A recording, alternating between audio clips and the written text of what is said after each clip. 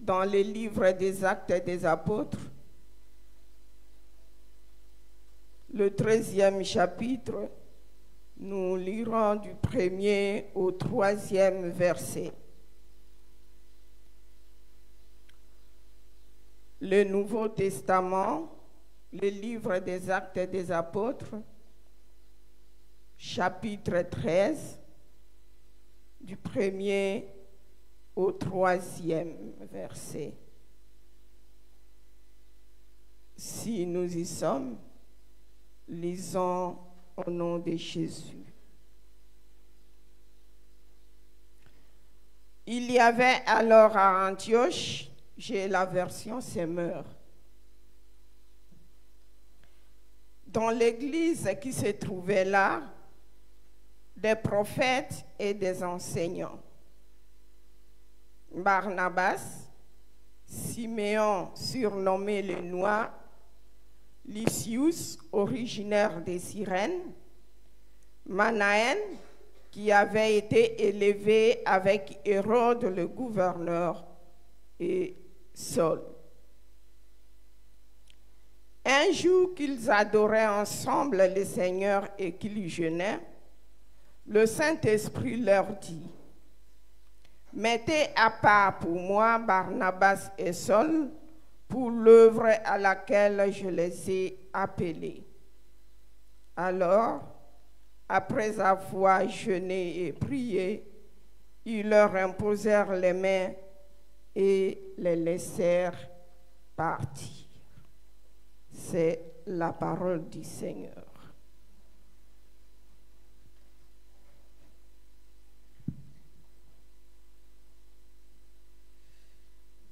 La Bible nous recommande de prier sans cesse, même si Dieu a entendu autant de prières pour cette prédication, cela n'empêche que nous puissions encore prier.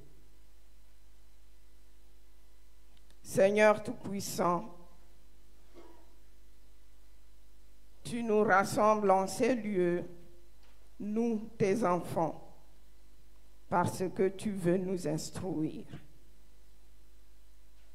Maintenant, ô Dieu, que nous disposons nos cœurs pour t'écouter, laisse que le Saint-Esprit prenne le contrôle de ce lieu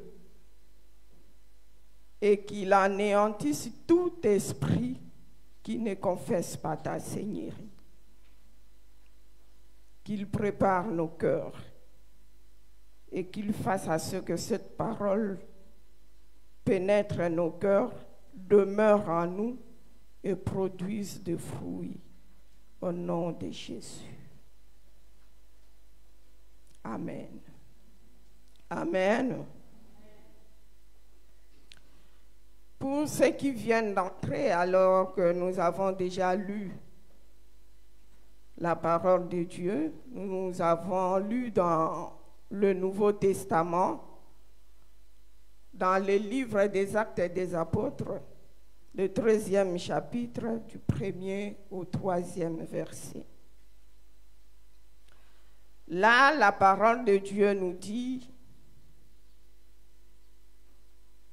il y avait Paul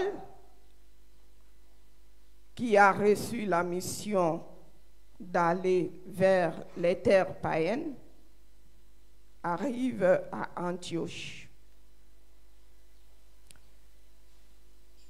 Et il fonde une église. Alors qu'ils étaient assemblés pour adorer le Seigneur, ils étaient en jeûne et ils continuaient à prier.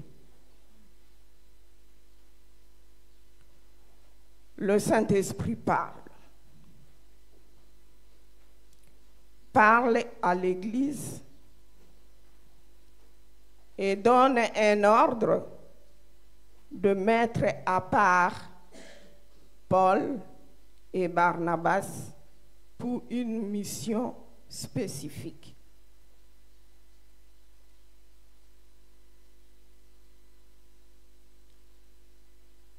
Et c'est ainsi que l'Église a obéi à l'ordre du Saint-Esprit, ils ont prié et laissé Paul et Barnabas.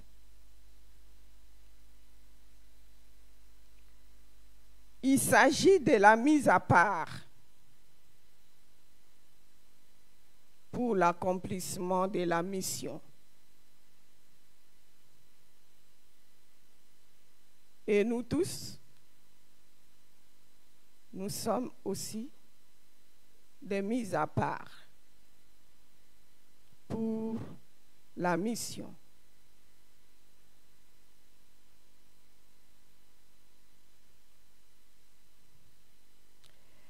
Paul et Barnabas quittent l'assemblée d'Antioche vers là où le Seigneur les enverrait. Aujourd'hui, nous allons parler de l'appel d'abord, de la mission et comment connaître sa mission.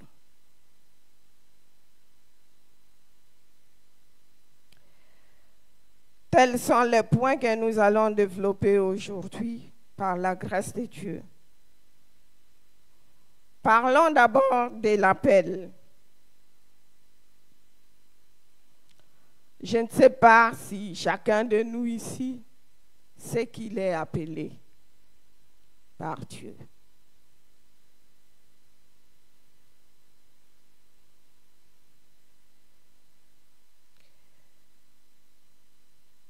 Nous avons tous reçu, pas qu'un seul appel, mais des appels. Le premier appel consiste à se convertir, à accepter Jésus-Christ comme Seigneur et Sauveur. Ce n'est pas nos efforts propres, mais c'est par la grâce de Dieu. Kani, est-ce que vous pouvez appeler notre camarade, s'il peut passer devant pour l'aider?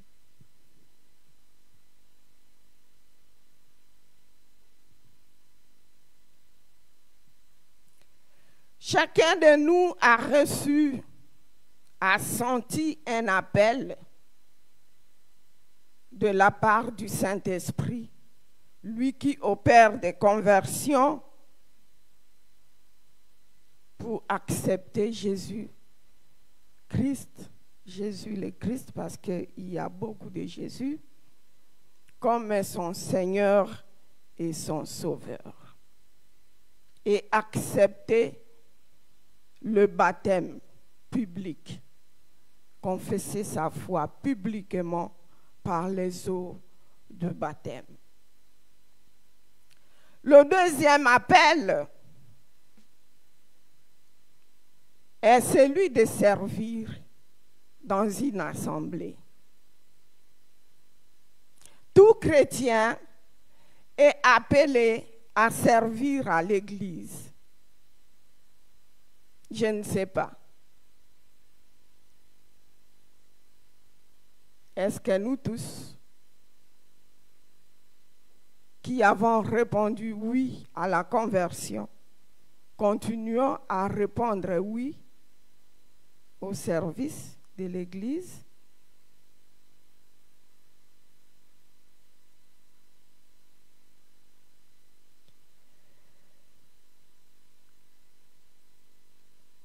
Le Saint-Esprit qui est en nous ne voudrait pas que nous soyons des spectateurs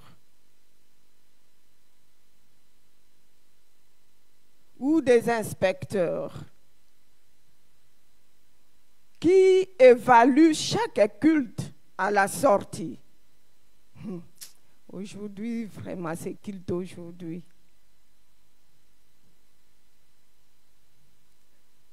Ah, c'est lui qui a prêché aujourd'hui. Son français là.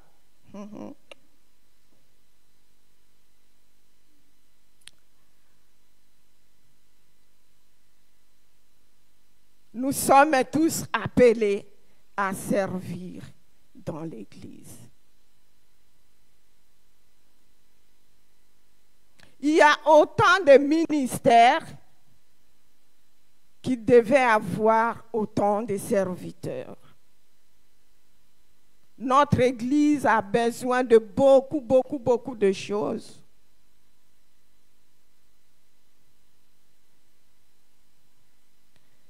Même si les CP ou la pasteur ou le responsable de la commission ne vous le dit pas, mais en tant qu'enfant de la maison, en tant que serviteur du Seigneur, vous devriez normalement voir quels sont les besoins et donner des solutions.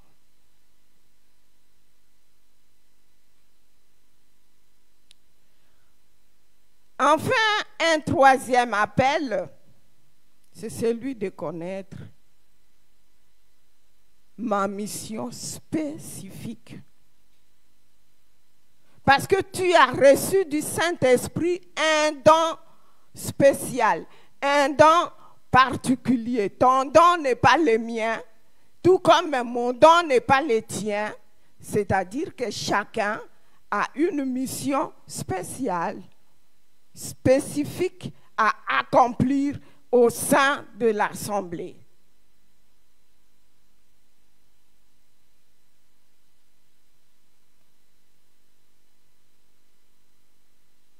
Paul était pharisien. Il a reçu le premier appel quand il a rencontré Jésus.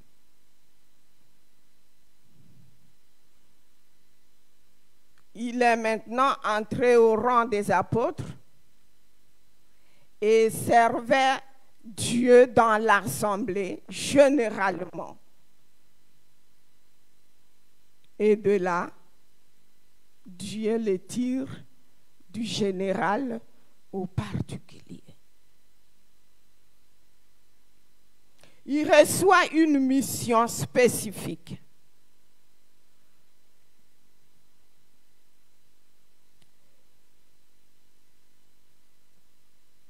Les protéger au sanctuaire.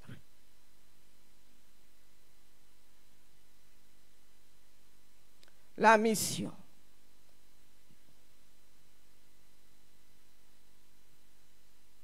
Il y a des missions générales et des missions spécifiques. La mission générale, nous l'avons, qui est notre vision de cette année, c'est quoi?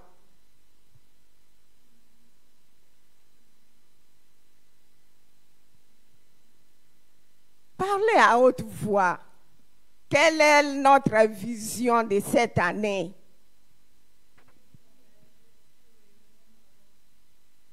Oui, ça c'est la vision triennale, mais cette année c'est quoi? Nous devons témoigner Jésus pour faire des disciples.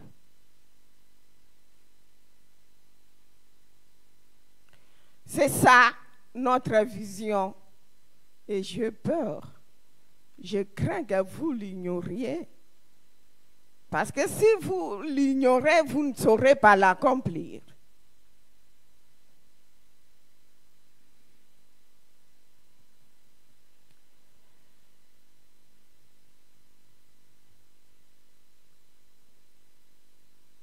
Et ça, nous le trouvons dans le livre de l'Évangile selon Matthieu, le chapitre 28e, du 19e au 20e verset.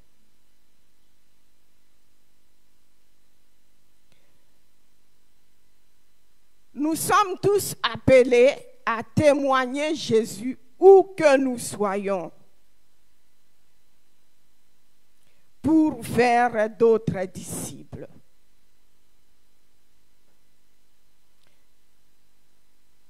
Tel a été aussi l'appel général, la mission générale que Paul a reçue. Mais il reçoit une mission spéciale. Est-ce que tu connais ta mission?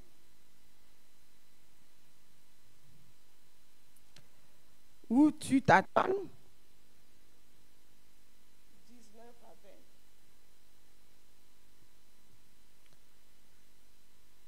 Tu t'attends encore? Ou tu ne sais même pas?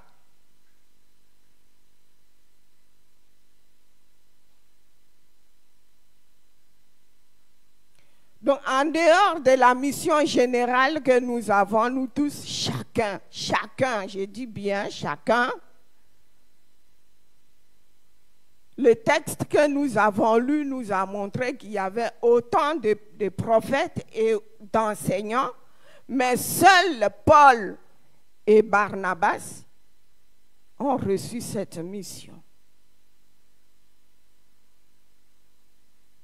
Donc, nous tous, nous venons ici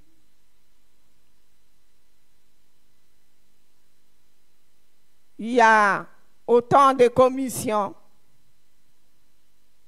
qui regroupent autant de personnes, mais même dans la commission où tu es là, une mission spécifique qui t'attend. Et tu as intérêt de le savoir.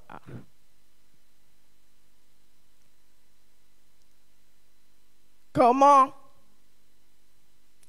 alors connaître la mission?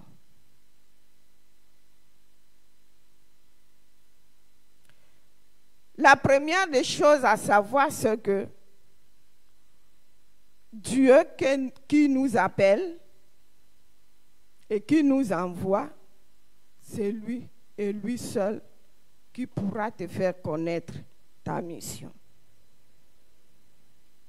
Et ce n'est pas aujourd'hui que Dieu t'appelle. Ce n'est pas aujourd'hui qu'il attend que tu accomplisses la mission.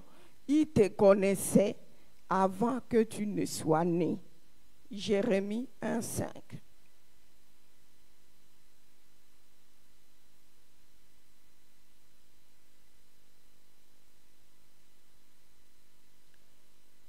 Et après qu'il t'ait appelé, il prépare aussi une formation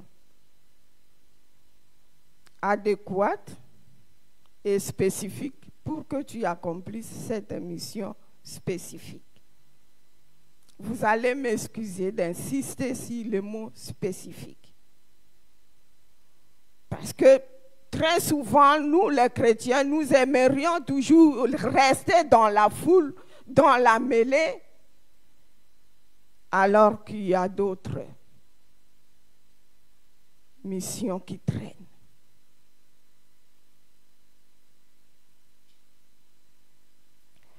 Paul a été préparé, mais dans le judaïsme, parce que Dieu savait où il l'enverrait. Le monde grec, c'était un monde rationnel. Et il lui fallait vraiment une formation, qu'il soit vraiment ancré dans les Écritures pour faire face à la philosophie.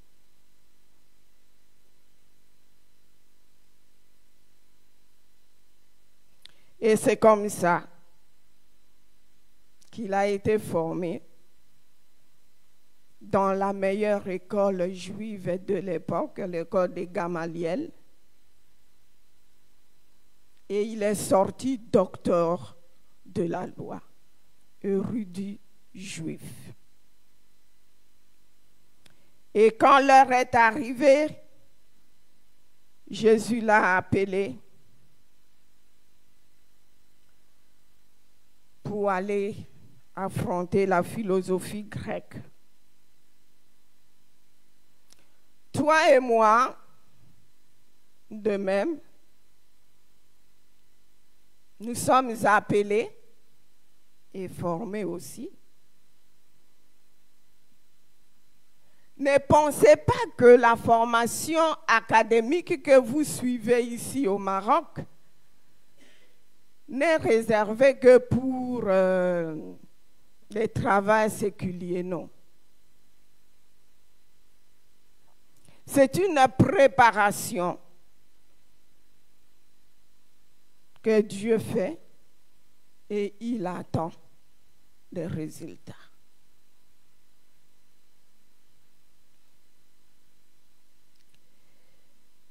Nous avons reçu des formations au niveau de la famille, à l'école, à l'église. La rue même nous enseigne.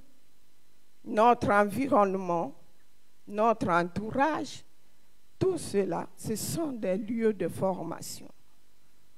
Que nous ne devons pas laisser passer tout ce que nous voyons comme ça, comme si c'était bon. C'est par hasard, ça passe, ça passe. Tout est un enseignement.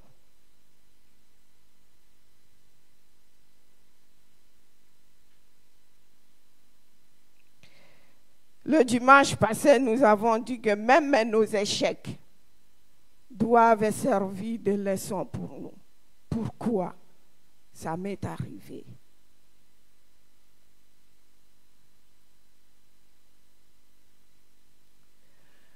Et après la formation, le Seigneur attend les résultats.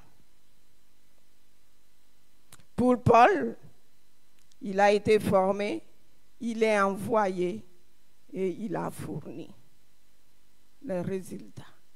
Il a dit, j'ai combattu le bon combat. J'ai accompli ma course et je sais que ma couronne m'attend. Alors c'est notre tour. Dieu attend de nous.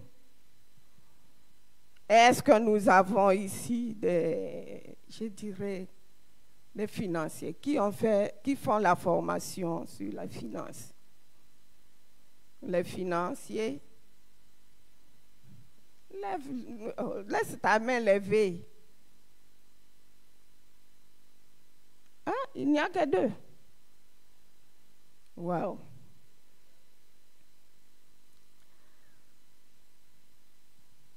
Vous avez des grands défis à relever. Cette formation n'est pas que pour avoir un titre et un diplôme à brandir. Mais la famille attend. Le pays qui t'a envoyé attend. Nous sommes des pays pauvres du monde. Qu'est-ce que vous allez apporter pour relever ces défis de pauvreté? Qui ont fait les droits? Levez bien vos mains. Les droits.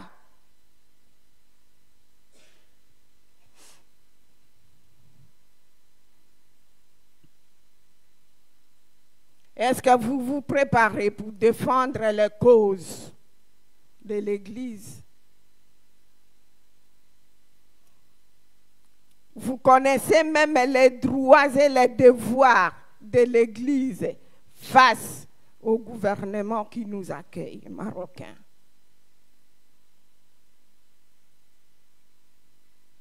Vous les connaissez?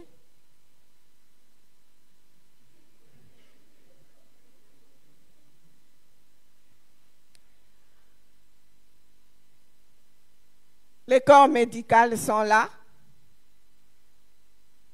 qui font la médecine, l'infirmerie, la pharmacie.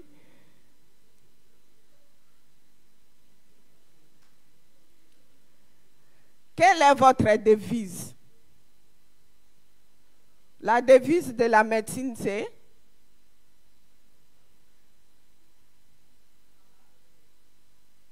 mieux vaut prévenir que guérir. Combien de fois avez-vous sollicité des formations de prévention des maladies et des épidémies au sein de notre paroisse.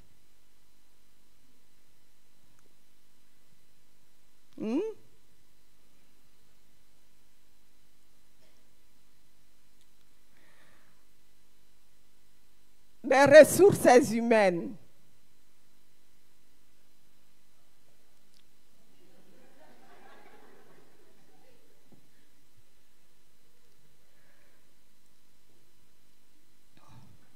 Vous devez aider l'Église à entretenir de bonnes communions fraternelles et être toi-même d'abord actrice.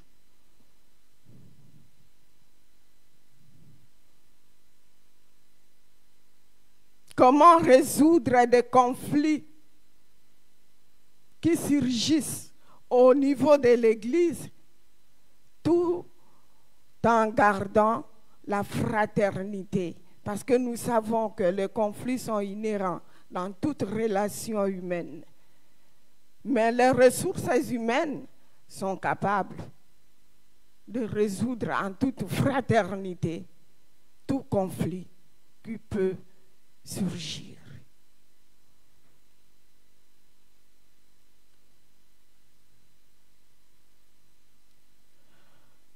Donc, toute formation que vous suivez là, et toi, tu as fait quoi?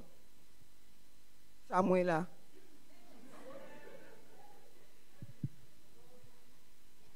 Biologie, c'est-à-dire, avec Mariam et Mardoché.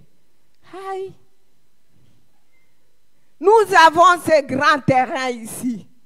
Est-ce que nous ne pouvons pas élever quelque chose?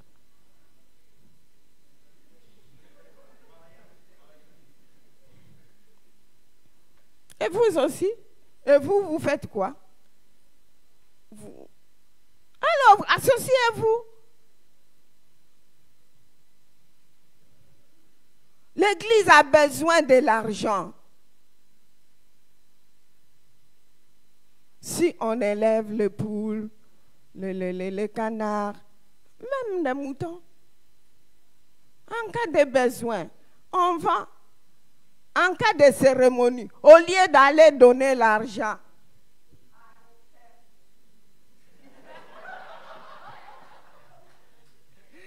nous prenons nos propres poulets et puis on fait la fête. Hein? Il y a cet espace qui traîne. Dieu nous demande, mais ça fait quoi? Ces graviers qui occupent la terre inutilement.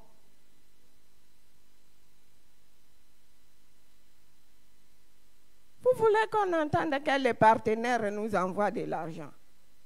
Et nous-mêmes, nous produisons quoi ici?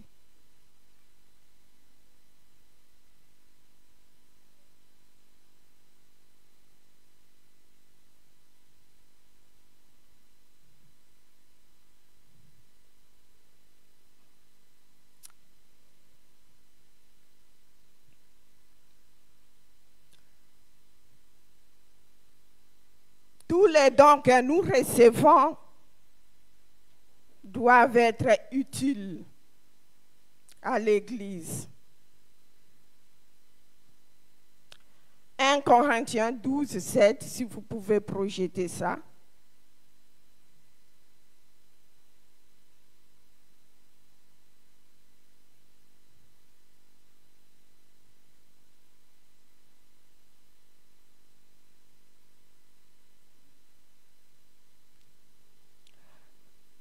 Or, à chacun, la manifestation de l'Esprit est donnée pourquoi? Hein? Le diplôme que vous avez, la formation que vous recevez, vous pensez que c'est pour votre propre utilité? Pour l'utilité quoi? Ah.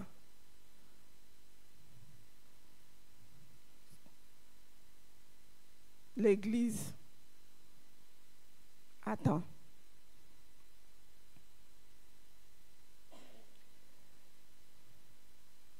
L'être humain, nous avons la mission d'aller faire les disciples pour Jésus. L'être humain est composé du corps, âme et quoi? Il est tripartite.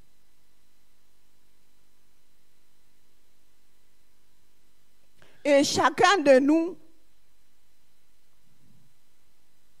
selon le don qu'il a reçu du Saint-Esprit et la formation, doit contribuer à ce que l'être humain soit traité de manière qui soit équilibrée pour qu'il soit utile à la société. Même au niveau de l'Église, si nous ne faisons que former la spiritualité, cet être que nous voulons faire disciple sera déséquilibré. Voyez, bon, c'est un bon exemple. Votre poteau ici, c'est quoi? Les pieds de votre caméra. Les pieds, c'est combien de pieds? Cassez un. Est-ce que ça va encore tenir?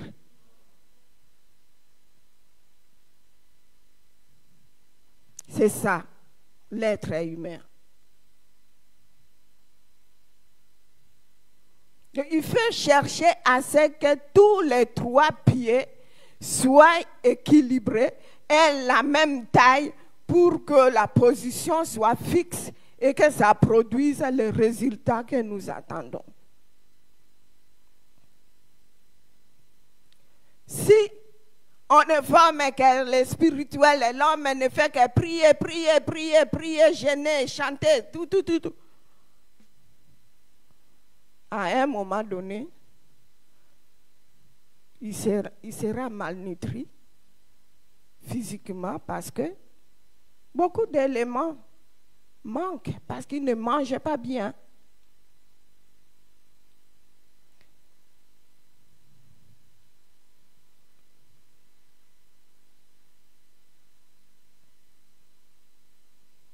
La mission spécifique.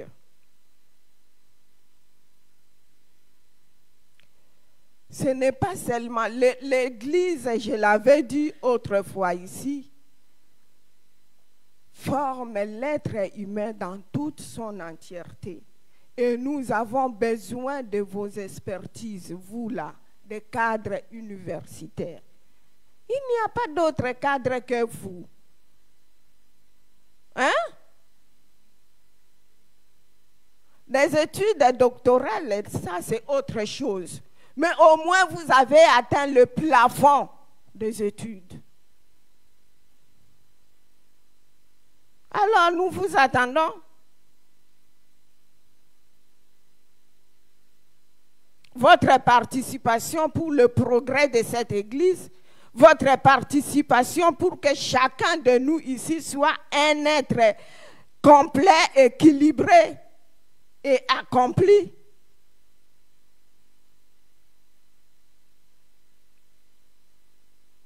Je vais voir. C'est bientôt les examens. Ne m'amenez pas les échecs ici. Hein?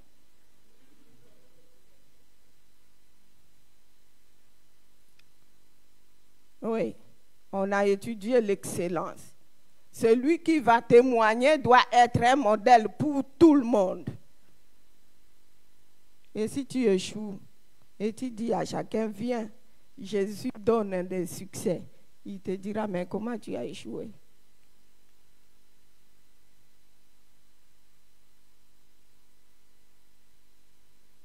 Parce que je sais que vous avez le niveau. Sinon, vous n'alliez pas être ici.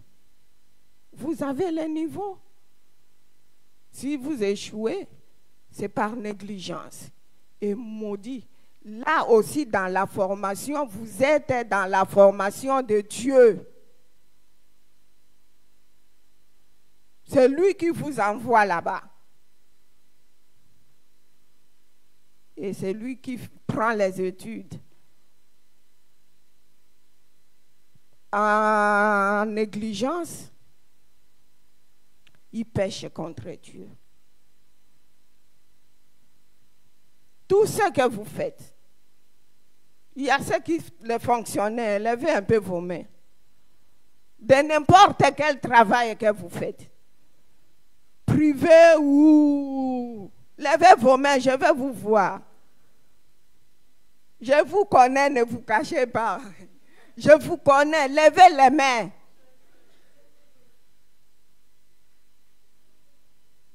Là aussi,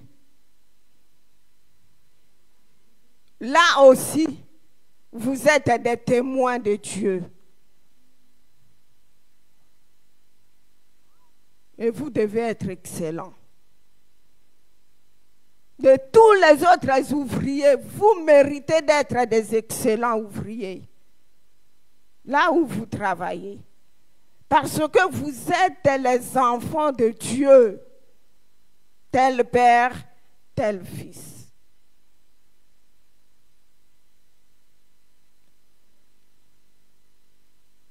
Vous êtes aussi en mission là.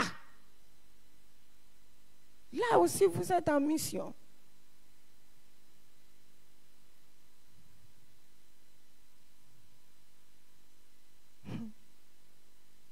Vous pensez, oui, il y a ceux qui ont reçu la grâce comme les Jérémie, les autres que nous lisons, comme Paul, le Saint-Esprit a parlé. Mais les circonstances aussi, Dieu parle tantôt d'une manière, tantôt d'une autre.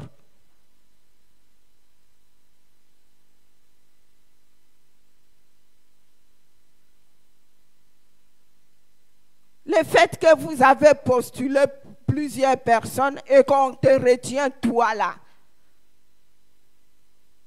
c'est une grâce de Dieu pour une mission. Où que vous soyez, où que nous tous nous soyons, nous sommes en mission. Ne dites pas seulement que les couples pastoraux, l'Mpoutou, ce sont les couples missionnaires. Oui, nous sommes aussi en mission et vous l'êtes aussi. Même à l'université, vous êtes en mission. Nous allons au souk, nous sommes en mission. C'est une mission permanente qui n'aura de fin que les jours. Chez nous, on dit, on chantait Bokaye, Bokaye. C'est-à-dire, bon, une chanson de deuil.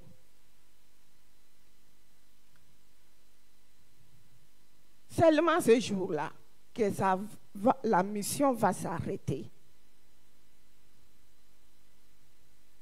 Même à la maison, les mariés, tu es en mission. Hommes comme femmes. Parents, tu es en mission pour les enfants. En famille aussi, bien sûr. La mission est permanente. Et elle est aussi spécifique de par la formation que tu as reçue. Ce qui spécifie ta mission, c'est ta formation.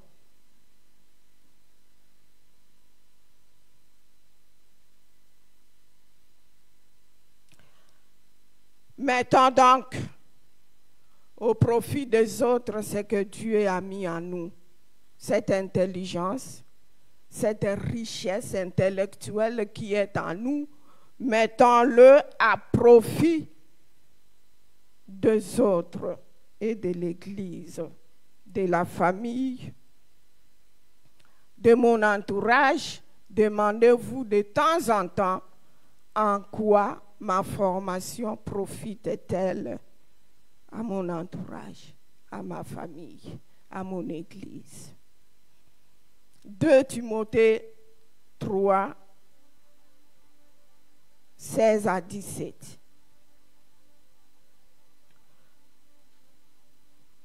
Faisons de notre mieux pour que les disciples que nous allons faire pour Dieu soient des hommes équilibrés, des femmes équilibrées. Et si nous avons des fidèles équilibrés, notre Église sera équilibrée. Si nous avons des paroisses équilibrées, notre communauté sera équilibrée. Et si nous avons des communautés équilibrées, le monde ne connaîtra plus ce qu'il connaît aujourd'hui. Même si nous condamnons le gouvernement, nous faisons aussi partie de ceux-là qui détruisent le monde. Parce que nous n'accomplissons pas la mission selon la vision de notre Maître. C'est le thème de ce dimanche. Accomplissons la mission selon la vision du Maître. Que le Seigneur bénisse sa parole.